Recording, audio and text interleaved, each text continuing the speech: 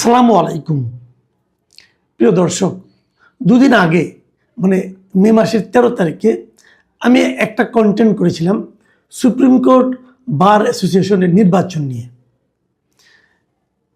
13 তারিখ ছিল সেটা, সেই দিনই এই সুপ্রিম কোর্ট বারের নির্বাচনের প্রথম দিন ছিল এবং সেই কন্টেন্টের আবার শিরোনাম ছিল যে নির্বাচন সুপ্রিম কোর্ট বার স্টাইল। এতে একটা বিভ্রান্তি তৈরি হয়। বিভ্রান্তিটা এখানে, অনেকে হয়তো মনে করবেন সুপ্রিম কোর্ট বারে বোধহয় এভাবেই নির্বাচন হয়, মানে এর আগে এভাবেই হয়েছে। কিন্তু যারা জানেন তারা জানেন যে সুপ্রিম কোর্ট বারের ৭৭ বছরের ইতিহাসে এ ধরনের নির্বাচন কখনো হয়নি। মানে এটাকে আপনি বলতে পারেন টোটালি একতরফা একটা নির্বাচন।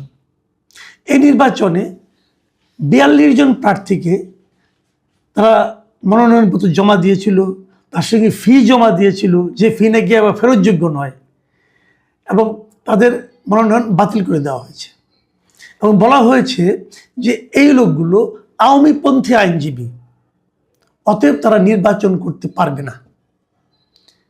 একজন লোক কোন পন্থী হবে না হবে এটা তার ব্যক্তিগত ব্যাপার এবং এটা তার সাংবিধানিক অধিকারের মধ্যে পড়ে। সেই অধিকার থেকে তাদের বঞ্চিত করা হয়েছে, তাদের নির্বাচনে অংশগ্রহণ করতে দেওয়া হয়নি। এ ধরনের ঘটনা সুপ্রিম কোর্ট বারের কোনো নির্বাচনে এর আগে হয়েছে এটা কেউ বলতে পারবে না। দেখুন, সর্বশেষ যে নির্বাচনটা হয়েছিল 2024-এর সেই গণ অভ্যুত্থানের আগে, সেই নির্বাচনেও কিন্তু আওয়ামী লীগ বিএনপি সবাই নির্বাচনে অংশ নিয়েছিল এবং সেই নির্বাচনে সভাপতি পদে কিন্তু বিএনপি পন্থী একজন আইনজীবী বিজয়ী হয়েছিলেন, মাহবুবউদ্দিন খোকন, যিনি এবারও সভাপতি নির্বাচিত হয়েছেন। তখন ওই নির্বাচনে অনেক বিতর্ক ছিল, সাধারণ সম্পাদক পদে কেউ কেউ জোর করে পাশ করতে চেয়েছিল, নানা ধরনের ঝামেলা হয়েছে, কিন্তু নির্বাচনে কিন্তু সবাই অংশ নিয়েছে। এবার আপনি অর্ধেকের মতো লোককে নির্বাচনে অংশই নিতে দিলেন না। কেন দিলেন না? কোন আইনে দিলেন না? কোন গোজামিলি করে দিলেন না? এটা নিয়ে আলোচনা হচ্ছে এবং আমার এই ধারণা এটা নিয়ে আলোচনা হতে থাকবে আগামীতেও। এবং সবচেয়ে বড় কথা হলো, এই যে আলোচনা হতে থাকবে, এই আলোচনার নেতিবাচক যে দিকটা, নেতিবাচক যে ইঙ্গিতটা, সেটা কিন্তু যাবে এই আইনজীবীদের উপর না, খোদ বিএনপির উপর। বিএনপিকে দায় নিতে হবে। বিএনপি রাজনৈতিক দল হিসাবে এ ধরনের গায়ের জোরের একটা নির্বাচনকে কেন হতে দিল এবং তার সমর্থিত আইনজীবীদের মাধ্যমে, এটা পরবর্তীতে এই প্রশ্নের জবাব বিএনপিকে বারবার দিতে হবে। এটা হলো আমার অবজারভেশন। দেখুন, আমি একটু আপনাদের ব্যাখ্যা করলে বুঝবেন। আমি যদি গত 5 বছরের হিসাবটা আপনাদের কাছে দিই, প্রতি বছরের নির্বাচন হয়, কিন্তু 5 বছর হিসাব করে দেখবেন যে এবারের মতো এত কম ভোট আর কখনো পড়েনি। 2020-21 সালে যে নির্বাচনটা হয়েছিল, সেই নির্বাচনে 76% ভোট পড়েছিল। মানে মোট ভোটার ছিল 7,781 জন, ভোট পড়েছিল 5,940টি। খেয়াল করবেন, তার মানে 76% ভোট পড়েছিল। 2021-22 যে নির্বাচনটা হয়েছিল, সেখানে ভোট পড়েছিল প্রায় 72% মতো, কম বেশি হবে হয়তো বা একটু, ধরেন আপনার 68 থেকে 72% মতো। 2022-23 যে নির্বাচনটা হয়েছিল, সেখানেও ভোট পড়েছিল এরকম 65 থেকে 70% মতো। এবং 2023-24 যে নির্বাচনটা হয়েছিল, সেখানেও ভোট পড়েছিল প্রায় 60 থেকে 62% মতো। এবং সর্বশেষ গতবার যেটা ঝঞ্ঝা বিক্ষুব্ধ নির্বাচন বলি আমরা, খুব মানে একটা উত্তেজনা হয়েছিল, মারামারির মতো হয়েছিল, ভোট ছিনতাইয়ের মতো অবস্থা, ভোট গণনার সময় হইচই, অনেক কিছু, সেই নির্বাচনেও কিন্তু ভোট পড়েছিল 50%-এর বেশি। আর এবার একটা গণতান্ত্রিক সরকার, এরা এতদিন যে কটা বললাম এর আগে, ওই সময় তো আমরা বলি যে শেখ হাসিনা সরকার ছিল, এবং শেখ হাসিনা সরকারকে তো আমরা স্বৈরাচারী সরকারই বলি, তাই না? তো স্বৈরাচারী সরকারের আমলে এরকম ভোট পড়েছিল এবং সেই ভোট পড়া নিয়ে কোনো দলের কোনো আপত্তি ছিল না। বিএনপি, আওয়ামী লীগ, জামাত সবাই অংশ নিয়েছিল, তারপরে এরকম ভোট পড়েছিল। এবার এই গণতান্ত্রিক সরকারের আমলে আওয়ামী লীগকে নির্বাচন করতে দেওয়া হয়নি। আওয়ামী লীগকে ঠিক না, এখানে তো কোনো রাজনৈতিক দল টল নেই। আওয়ামী লীগ এই অজুহাতে তারা আওয়ামী লীগ করেন, অথবা আওয়ামী লীগ মতাবলম্বী, অথবা আওয়ামী মতকে ধারণ করেন, এই ধরনের একটা অজুহাতে বাদ দিয়ে দেওয়ার পর একচেটিয়াভাবে বিএনপি জিতেছে। 14টা আসনের মধ্যে তারা 13টাই পেয়েছে, একটা পেয়েছে জামাতের লোক। বিশাল জয়, ভূমিধর জয়, তাই না? কিন্তু এই ভূমিধর জয়ের চেহারাটা কি? চেহারা হলো এবার ভোট পড়েছে মাত্র 36.48%। মানে প্রায় 2/3 লোক ভোটই দেয়নি। যারা ভোটার তাদের মধ্যে 2/3 লোক ভোটই দিতে আসেনি। এবার সর্বোচ্চ সংখ্যক ভোটার ছিল 11,097 জন ভোটার ছিল এবার। তার মধ্যে মাত্র 4,048 জন ভোটার ভোট দিয়েছেন। বাকিরা ভোটই দিতে আসেননি। কেন আসেননি? এমন দু একজন আইনজীবীর সঙ্গে আমার কথা হয়েছে, তারা বলতে চেয়েছেন যে এটা তো কোনো নির্বাচনই হয়নি,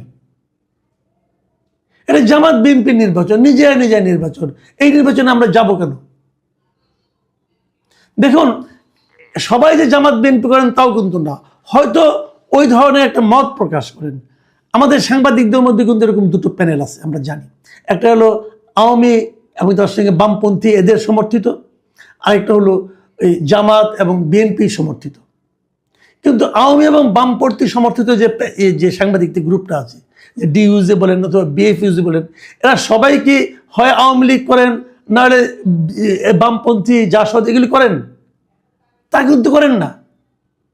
আমার বিবেচনায়, আমার হিসাবে এখানকার যা আছেন তার অর্ধেকের বেশি কোনো রাজনীতিই করেন না। আগে একটা ডিইউজে ছিল, একটা বিএফইউজে ছিল, সেটাকে কতিপয় নেতা, স্বার্থান্বেষী নেতা, লোভী নেতা, সাংবাদিক নেতা, তারা দলীয়করণের মাধ্যমে আওয়ামী লীগ বিএনপি করে বা 2 ভাগ করে দিয়েছে। এখন যারা নাকি রাজনীতিই করেন না, তারা এটা ফেরাবেন কি করে?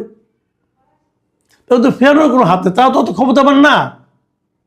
নেতারা ভাগ করেছেন তাদের সুবিধার জন্য। যেমন আওয়ামী লীগ, আওয়ামী পন্থীদের নেতা যিনি, উনি যে বলেছেন এই সমস্ত সাংবাদিক আমার কাছে, কাজেই প্রাইম মিনিস্টার বলেছে আপনি আমাকে হাত রাখলে সবাইকে হাত রাখতে পারবেন।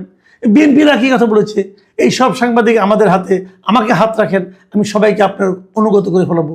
কিন্তু বাস্তবতা কি তাই? তাই না। বললাম তো 60%-এর বেশি সাংবাদিক কোনো দল করেন না। ঠিক একই রকম এই আইনজীবীদের মধ্যেও সবাই কিরকম? সবাই এরকম না। যারা প্রার্থী হয়েছেন, নেতা হয়েছেন, তারাও তো একরকম। কিন্তু অনেক আইনজীবী আছেন যারা কোনো দল করেন না, যারা আইনজীবী পেশায়। এখন আইনজীবী বার কাউন্সিলে যখন নির্বাচনটা হয়, এটা কি দলীয় নির্বাচন? না। তাহলে দলীয় তকমা দিয়ে, দলীয় ট্যাগ লাগিয়ে আপনি একটা বড় একটা অংশকে আপনি নির্বাচনের বাইরে রাখলেন। রাখার পর কি হলো?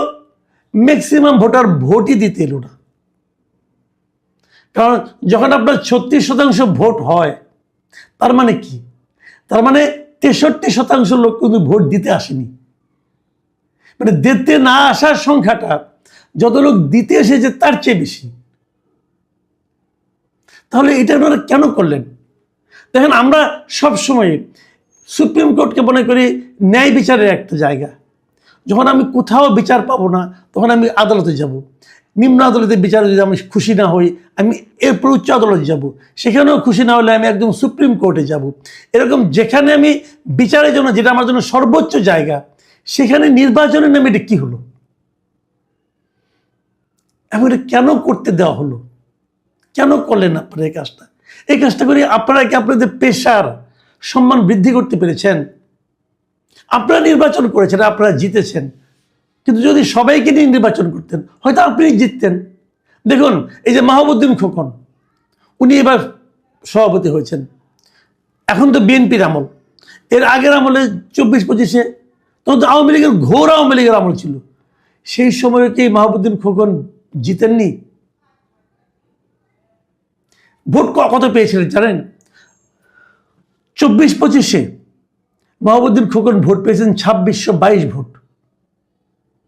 উনি 2622 ভোট পেয়েছেন, যখন নাকি আওয়ামী লীগ ছিল, আওয়ামী লীগ ক্ষমতায় ছিল, রাষ্ট্র ক্ষমতায় ছিল। সেখানেও মাহবুবউদ্দিন খোকন 2622 ভোট পেয়েছেন। আর এবার আওয়ামী লীগকে সরিয়ে দিয়েছেন, আওয়ামী লীগ নির্বাচনে নাই, একতরফা বিশাল ব্যবধানে উনি জিতেছেন। উনি এবার পেয়েছেন মাত্র 2984 ভোট, মানে ওই আগের চেয়ে মাত্র 300 ভোট বেশি। তাহলে মাহবুবউদ্দিন খোকনের উনি যে এই ভোটটা সবসময় পান, এটা তো ওনারই ভোট। এই লোকগুলি ব্যক্তি মাহবুবউদ্দিন খোকনকে পছন্দ করেন, এগুলো দল টল কোনো বিষয় না রে ভাই। তো ব্যক্তি মাহবুবউদ্দিন খোকন কিন্তু আগের বারও পাশ করেছিলেন, এবারও পাশ করেছিলেন। আগের বারে ওনার বিজয় ছিল একটা সম্মান, আগের বারে ওনার বিজয় যতটা উজ্জ্বল ছিল, এবার কি ততটা উজ্জ্বল হতে পেরেছে? আমি খোকন ভাইকে বলতেছি, ব্যক্তিগতভাবে খোকন ভাইয়ের সঙ্গে আমার খুব ভালো সম্পর্ক, ওনাকে আমি